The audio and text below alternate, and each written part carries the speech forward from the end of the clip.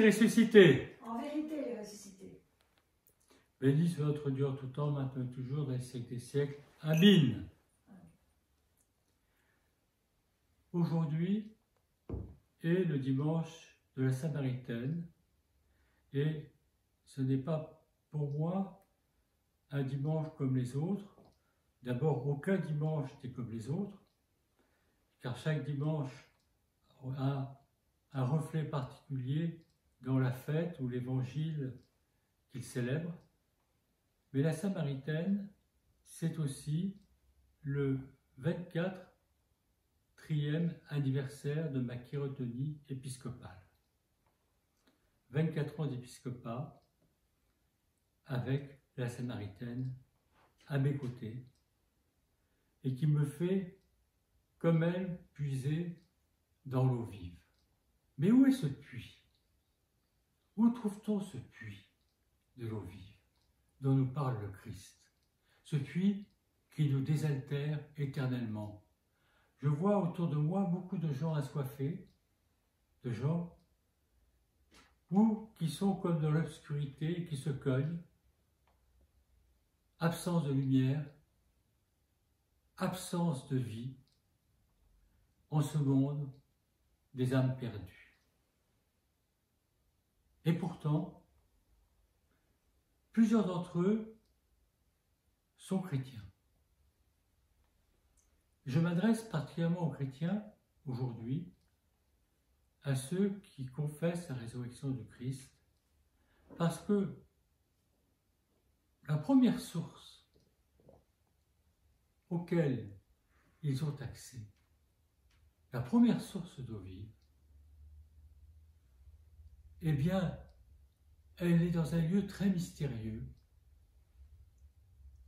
dans la pierre, non pas celle d'un puits, mais celle d'un tombeau. Tout commence par l'obscurité. Quand on est dans le tombeau, dans le désespoir de la mort, il y a pour nous chrétiens la lumière de la résurrection. Cette promesse de la résurrection. Nous voudrions, avec une certaine naïveté, que cette joie pascale nous soit donnée sans le passage de la mort. Mais le passage de la mort, il est dans toute vie. Il n'est pas seulement dans le fait que toute vie humaine se termine par la mort et c'est rentré dans notre vie quotidienne, bien qu'en notre siècle, on l'admet moins que dans les siècles précédents. Non. Cette promesse de la vie, elle n'est possible que si on accepte ces passages qui viennent, qu'on soit chrétien ou pas, dans notre vie. Chaque vie est éprouvée, chaque vie connaît des moments d'opacité, de ténèbres, où nous perdons tous nos repères. Nous paraissons être dans l'obscurité de ce tombeau. Mais dans l'obscurité du tombeau, il y a une petite lumière qui devient de plus en plus importante. C'est celle de la promesse de la résurrection. Mais la résurrection, ça veut dire se lever de la mort. Ça ne veut pas dire ne pas mourir. Ça veut dire accepter qu'il y ait des périodes dans notre vie où nous mourrons à quelque chose, où nous sommes dépouillés volontairement ou involontairement de quelque chose qu'on aurait voulu conserver, garder, et qui en réalité nous paraissait bon et n'était pas bon, et dont Dieu nous détache parfois par la force. Mais il demande notre consentement en même temps. Nous résistons, à un moment donné, il faut dire j'accepte. Là est le commencement de savoir où est l'eau vive. L'eau vive, elle existe aussi d'une manière permanente dans le corps et le sang eucharistique du Christ à la fois crucifié et ressuscité. Car quand nous sommes désaltérés par le sang du Christ, c'est le sang versé de la croix. Quand nous sommes rassasiés de son corps, c'est son corps à la fois crucifié, mis au tombeau et ressuscité. nous ne communions pas à un corps séparé de l'ensemble du mystère. D'ailleurs, la chose est tellement vraie que même dans la résurrection, le Christ conserve les plaies de la croix et les montre à Thomas et à ses disciples et permet que le doigt scrutateur de Thomas se mette dans son côté. La réalité de la plaie du Christ.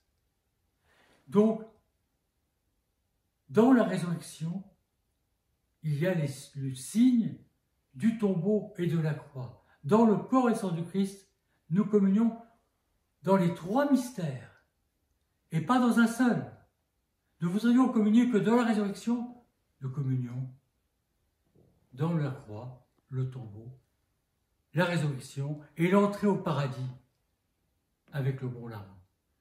Nous communions à l'ensemble de ces mystères. Et là, nous sommes désaltérés. Nous communions dans quelque chose d'éternel. Mais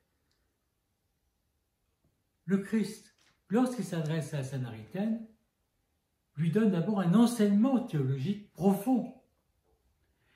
Il ne lui révèle pas ce mystère de l'eau vive en lui donnant accès à l'eau vive sans lui avoir expliqué tout le sens que ça a.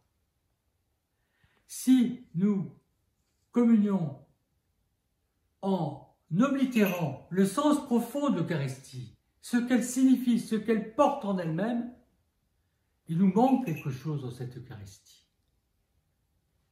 Donc, chacun reçoit l'Eucharistie, nous dit les Saints-Pères, dans la mesure où il est apte à recevoir cette grâce. Nous recevons davantage de grâce quand nous sommes davantage ouverts. Nous en recevons peu quand nous sommes peu ouverts. Nous serions consumés sur place si nous communions de manière indigne, consumés, brûlés, anéantis. C'est en fonction de notre foi que nous recevons les dons qui sont présents dans le corps et le sang du Christ. Ouvrons notre foi par l'acte de notre vie. Faisons de notre vie une vie consciente chrétienne et pas chrétien seulement le dimanche. Nous sommes chrétiens dans tous les actes de notre vie. Voilà, à mon sens, comment on peut être désaltéré par cette eau vive qui nous est donnée dans l'Église. Le Christ est ressuscité. En vérité, il est ressuscité.